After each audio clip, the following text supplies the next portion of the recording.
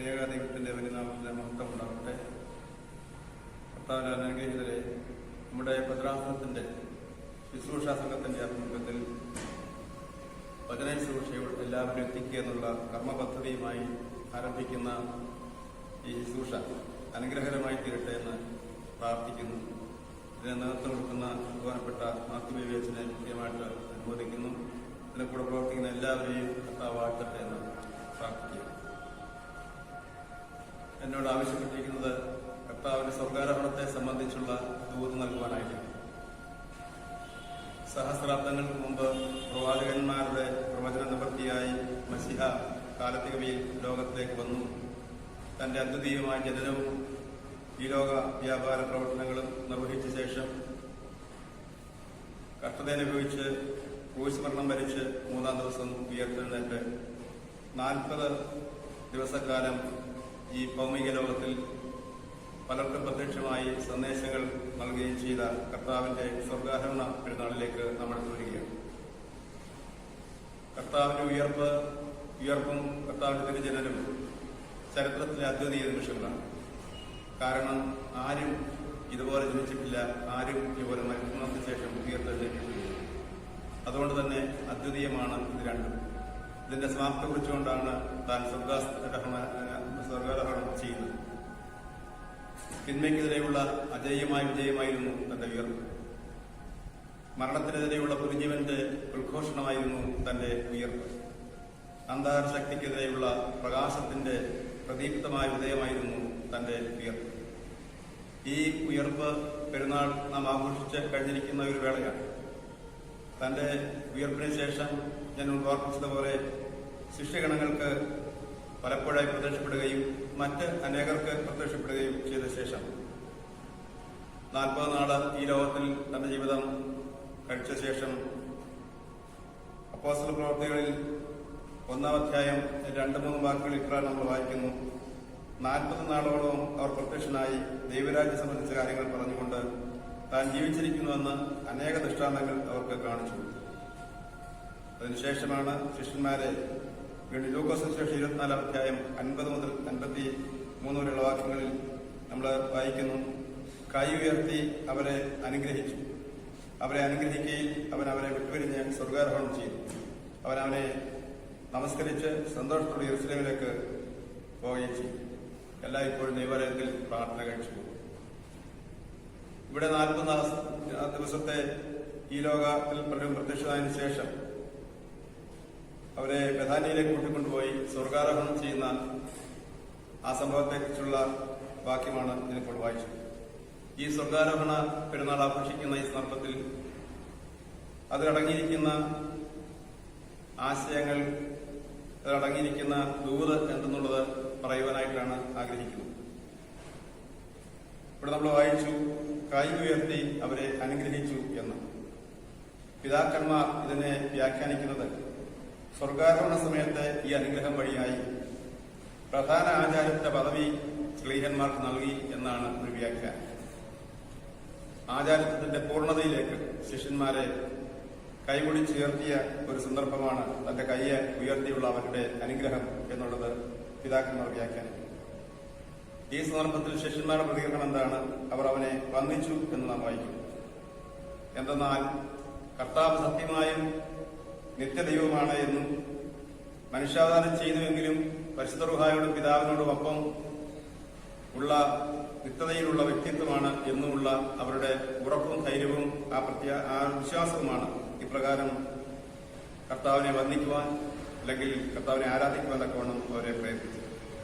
അപ്പോൾ ഇന്നും ജീവിക്കുന്നവനായ ഈ യേശു, വൃത്തത്തിൽ ഒരുവനായ തന്റെ യേശു ക്രിസ്തുവിന്റെ സ്വർഗാരോഹണ പെരുന്നാളിൽ സംബന്ധിക്കുന്ന നമ്മളും ഓർക്കേണ്ടിയിരിക്കുന്ന വസ്തുത എന്ന് പറയുന്നത് അവൻ സത്യദൈവമാണ്, നിത്യനായ പിതാവിനോടൊപ്പമുള്ള വ്യക്തിത്വമാണ്, നമുക്ക് വേണ്ടി സദായിപ്പോഴും ദൈവസന്നിധിയിൽ മധ്യസ്ഥ അണയ്ക്കുന്നവനാണ് എന്നുള്ള സുനിശ്ചിതമായ ബോധത്തോടുകൂടി നമ്മോട് ഒപ്പം ഇന്നും ആയിരിക്കുന്ന കർത്താവിനെ വാഴ്ത്തുവാനും വന്ദിക്കുവാനും സ്തുതിക്കുവാനും സ്തോത്രം ചെയ്യുവാനും ആത്മാർപ്പണത്തോടുകൂടി നമുക്ക് കഴിയേണ്ടത് പ്രത്യേകിച്ച് ഇന്നത്തെ കാലഘട്ടത്തിന്റെ അനിവാര്യത കൂടിയാണെന്ന് പ്രത്യേകമായിട്ട് ഓർപ്പിക്കട്ടെ. ഈ സന്ദർഭത്തിൽ ശിഷ്യന്മാർക്കുണ്ടാകുന്ന ഒരു പ്രതികരണം, അവർ സന്തോഷിച്ചു എന്നോട് പ്രത്യേകം പറയുന്നു. എന്താണ് അവർ സന്തോഷിക്കാനുള്ള കാരണം? ഒന്ന്, തന്റെ പുനരുദ്ധാനത്തെക്കുറിച്ച് അവർ ഉറപ്പുള്ളവരായി എന്നുള്ളതാണ്. ഉയർത്തെഴുന്നേറ്റ് അവർ പ്രത്യക്ഷമായി, അതിനുശേഷം സ്വർഗ്ഗാരോഹണ സമയത്ത് വീണ്ടും അവരെ കൂട്ടി വരുത്തി താൻ അവർക്ക് പ്രത്യക്ഷപ്പെട്ടിട്ട് അവരുടെ കണ്ണിൽ അവർക്ക് കാണത്തക്ക രീതിയിൽ സ്വർഗ്ഗാരോഹണം ചെയ്യുകയാണ്. അപ്പോൾ ഈ പുനരുദ്ധാനത്തെക്കുറിച്ചുള്ള ഉറപ്പ് കുറച്ചുകൂടി ശക്തീകരിക്കാൻ തക്കവണ്ണം ഈ സംഭവം പ്രേരണ നൽകി എന്നുള്ളതാണ് അവരുടെ സന്തോഷത്തിന്റെ ഒരു കാരണം. രണ്ടാമത്, അവരോടുകൂടെ പിന്നെയും പെരുമാറുവാൻ തക്കവണ്ണം ഇടപെട്ടുകൊണ്ടിരുന്നു എന്നുള്ളതാണ് അവരുടെ സന്തോഷത്തിന്റെ രണ്ടാമത്തെ കാരണം. മൂന്നാമത്, പരിശുദ്ധാത്മാവിനെ അയച്ചു തരുന്ന അവരെ ശക്തീകരിക്കും എന്നുള്ള വാഗ്ദാനം നൽകിയതാണ് അവരുടെ സന്തോഷത്തിന്റെ മൂന്നാമത്തെ കാരണം. നാലാമത്, താൻ തന്നെയാണ് പൂർണ്ണ ദൈവവും പൂർണ്ണ മനുഷ്യനുമായ മെശിഹ എന്നുള്ള സുനിശ്ചിതമായ ഉറപ്പ് അവർക്ക് കൂടുതൽ ധൈര്യമേകി എന്നുള്ളതാണ് അവരുടെ സന്തോഷത്തിന്റെ നാലാമത്തെ കാര്യം. ഇങ്ങനെ ശിഷ്യന്മാർ ആത്മാവിൽ സന്തോഷിച്ച നിമിഷമായിരുന്നു കർത്താവിന്റെ സ്വർഗ്ഗാരോഹണത്തിന്റെ ഈ സ്വർഗ്ഗാരോഹണ സന്ദർഭത്തെ ഓർപ്പിച്ചുകൊണ്ട് 5 കാര്യങ്ങൾ കൂടി ഓർപ്പിച്ച് എന്റെ വാക്കുകൾ സ്മരിക്കുക. എന്താണ് സ്വർഗ്ഗാരോഹണ സംഭവം നമുക്ക് നൽകുന്ന സന്ദേശം? ഒന്ന്, ഈ ഭൂമിയിലെ വാസം അവസാനിപ്പിച്ച് സ്ഥലകാല പരിമിതിക്ക് അതീതമായ സ്വർഗത്തിൽ ഇരിക്കുന്നവരുമായുള്ള ബന്ധം തുടർന്നും നടത്താൻ തക്കൊണ്ട് സാധിക്കുമെന്നുള്ള അവരുടെ പ്രത്യാശയും വിശ്വാസവുമാണ് ഇതിലൂടെ നമുക്ക് നൽകുന്ന ഒരു സന്ദേശം. നമ്മളെ സംബന്ധിച്ചിടത്തോളം യേശു സ്വർഗസ്ഥനാണ് എങ്കിൽ കൂടിയും സജീവനായി നമ്മോടൊപ്പമുള്ള കർത്താവുമായി ബന്ധപ്പെടുവാൻ തക്കവണ്ണം നമുക്കും സാധിക്കും എന്നുള്ള സുനിശ്ചിതമായ ബോധ്യം നമ്മളിൽ അങ്കുരിപ്പാൻ തക്കവണ്ണം ഈ സ്വർഗ്ഗാരോഹണ പെരുന്നാളിന്റെ സംഭവം നമ്മെ പ്രചോദിപ്പിക്കേണ്ടതാണ് എന്നുള്ളതാണ് നാം ഓർമ്മിക്കുന്നത്. രണ്ടാമത്തെ കാര്യം ഓർമ്മിക്കാനുള്ളത്, ഭൂമിയിൽ മാത്രമല്ല സ്വർഗത്തിലും അവർ ശിഷ്യന്മാർക്ക് ഒരു സ്നേഹിതനുണ്ടെന്നുള്ള ബോധ്യം അവരെ കൂടുതൽ കർമ്മോന്മുഖരാക്കി എന്നുള്ളതാണ്. സ്വർഗ്ഗാരോഹണം ചെയ്തതിലൂടെ എന്നേക്കുമായി കർത്താവ് തങ്ങളിൽ നിന്ന് പിരിഞ്ഞു പോവുകയല്ല, പിതൃസന്നിധിയിൽ തങ്ങൾക്ക് വേണ്ടി മധ്യസ്ഥ അണയ്ക്കുവാനും പുതിയവനെ നൽകുവാനും ഒക്കെയായി യേശുദാൻ സ്വർഗത്തിൽ തങ്ങൾക്ക് വേണ്ടി ഉണ്ട് എന്നുള്ള ബോധ്യം, തങ്ങളുടെ ഒരു സ്നേഹിതൻ അവിടെ ഉണ്ടെന്നുള്ള ബോധ്യം അവരെ കൂടുതൽ സന്തോഷഭരിതരാക്കി. ഈ ഒരു ബോധ്യം നമുക്കുണ്ടാകേണ്ടതാണ്. നമുക്ക് വേണ്ടി പിതാവിനോട് സംവദിക്കുവാൻ തക്കവണ്ണം യേശുദാൻ അവിടെ ഉണ്ട് എന്നുള്ള ബോധ്യമാണ്, ആ ഒരു വിശ്വാസമാണ് നമുക്കും ഈ ലോക ജീവിതത്തിൽ പ്രത്യാശ നൽകുന്ന പ്രേരണാശക്തി. മൂന്നാമതായിട്ട്, ഈ ലോകത്ത് മരിക്കുക എന്ന് പറഞ്ഞു കഴിഞ്ഞാൽ ഈ ലോകം വിട്ടുപോവുക, കടന്നു പോവുക, വാങ്ങിപ്പോവുക എന്നൊക്കെ പറയാൻ അതിന്റെ അർത്ഥം യേശു ക്രിസ്തുവിലേക്ക് എത്തിച്ചേരുക എന്നുള്ള വിശ്വാസത്തിന്റെ ദൃഢത ഉറപ്പിക്കാൻ തക്കവണ്ണം ഈ സംഭവം നമ്മളെ പ്രേരിപ്പിക്കുന്നുള്ളതാണ്. അപ്പൊ ഈ ലോകം കടന്നു പോകുന്ന ഓരോ വ്യക്തിയും ഇല്ലാതായി തീരുകയാണ്. യേശു തമ്പുരാൻ എവിടേക്ക് പോയോ, മരണശേഷം എവിടേക്ക് പോയോ അവിടേക്ക് തന്നെയാണ് മരണശേഷം നമ്മുടെയും യാത്ര എന്നുള്ള ആ ഒരു വലിയ ബോധ്യം നമ്മളെ രൂഢമൂലമാക്കുവാൻ തക്കവണ്ണം ഈ സംഭവത്തെ പ്രേരിപ്പിക്കുന്നു. അതുകൊണ്ട് മരിക്കുന്നതിൽ നമുക്ക് ഭയപ്പെടാനില്ല.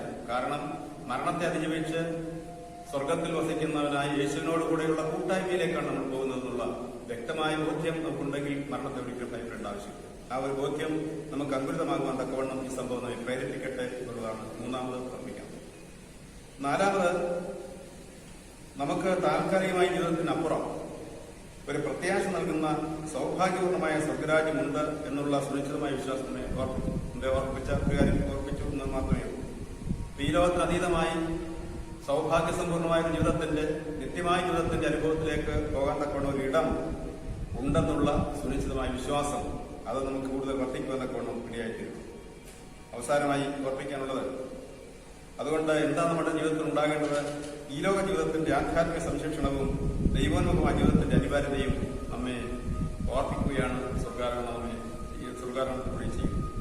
സ്വർഗ്ഗാരോഹണം ചെയ്ത കർത്താവായ യേശു ക്രിസ്തുവുമായുള്ള അഭേദ്യമായ ബന്ധം അരക്കെട്ടുറപ്പിക്കുവാനും നമ്മുടെ ഈ താൽക്കാലിക ജീവിതത്തിൽ നിന്നും അനശ്വര ജീവിതത്തിലേക്കുള്ള നമ്മുടെ പ്രയാണം സന്തോഷപൂർണ്ണമാക്കുവാനും സാധിക്കണമെങ്കിൽ ഈ ലോകത്തിലുള്ള ജീവിതം ആധ്യാത്മിക സംരക്ഷണമുള്ളതായി തീരണം, ദൈവോന്മുഖമായ ഒരു ജീവിതമായി തീരണം. അങ്ങനെ ദൈവിക സംസ്കാരത്തിന്റെ നല്ല ജീവിത സ്പന്ദനങ്ങളെ ഈ ലോകത്ത് വെച്ച് തന്നെ നടപ്പാക്കുവാൻ തക്കൊണ്ട് കഴിയുന്നുവെങ്കിൽ നമുക്ക് പ്രത്യാശയോടുകൂടെ ധൈര്യത്തോടുകൂടെ ഈ ലോകത്ത് ജീവിച്ച് കർത്തസന്നിധിയിൽ എത്തിച്ചേരുവാൻ തക്കൊണ്ട് സാധിക്കും. സ്വർഗ്ഗാരോഹണ പെരുന്നാൾ നമുക്ക് നൽകുന്ന സന്ദേശം ഇതാണ്: ദൈവമേ, നീ സ്വർഗസ്ഥനായിരിക്കുന്നത് പോലെ ഞങ്ങളും നിന്റെ അടുക്കൽ വന്ന് നിന്നോടുള്ള അനന്തമായ ആനന്ദത്തിന്റെ അനുഭവത്തിലായിത്തീരുവാൻ ഭാവികളായങ്ങൾക്കും സംഗതിയാക്കണമെന്ന് നമുക്ക് ദൈവത്തോട് ഒരുമിച്ച് പ്രാർത്ഥിക്കാം. ദൈവം